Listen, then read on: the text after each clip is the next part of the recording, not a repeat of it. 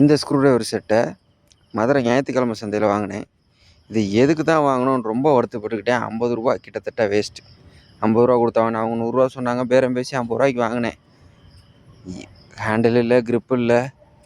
இதை வச்சு எதையுமே கழட்ட முடியல. கொஞ்சம் டைட்டாக இருந்துச்சுன்னா, துரு பிடிச்சிருந்துச்சுன்னா அதெல்லாம் கழட்டவே முடியல.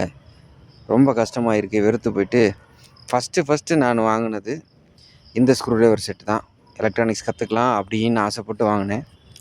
பிளிங்கிட்டில் ஆர்டர் போட்டு வாங்கினேன். வாங்கும்போது ஒரு 250 ரூபா. பிளிங்கிட்டில் 20 டைப் ஆஃப் ஸ்க்ரூஸ் இருந்துச்சு. ஆனால் இப்படி ஆடிக்கிட்டே இருந்துச்சு.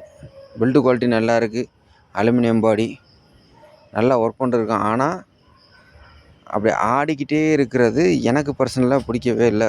லேசாக அழுத்தி சுரு பிடிச்சதை கலட்டணுன்னா ரொம்ப கஷ்டமாக இருக்குது. பிடிக்கல.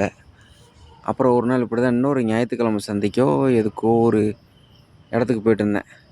அப்போ இன்னொன்று பார்த்தேன்.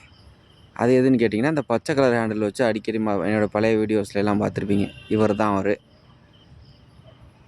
இது பில்டு குவாலிட்டியும் ஓகே, பாக்ஸோடைய பாடியும் ஓகே. ரொம்ப பார்க்குறதுக்கு ஒரு மாதிரி சூப்பராக இருக்கும். பாக்கெட்டில் போட்டு எடுத்துகிட்டு போகிற மாதிரி சின்னதாக அழகாக இருக்கும்.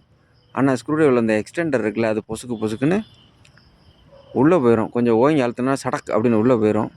அப்போ பிசிபியெல்லாம் டேமேஜ் பண்ணுறதுக்கு சான்ஸ் இருக்குது. ரொம்ப நல்லதாக ஒன்று வாங்கணும்னு நினச்சிருந்தப்போ தான் இதை வாங்கினேன். இது எனக்கு ரொம்ப பிடிச்சிருந்தது. ஃபஸ்ட்டு வாங்கணும்னு நினச்சி கடைசியில் வாங்கினது இது. இந்த 4ல் உங்களுக்கு எது பிடிச்சிருக்கு அப்படின்னு கமெண்ட்ஸில் சொல்லுங்கள். இது நம்பர் 1, இது நம்பர் 2, இது 3, இது 4.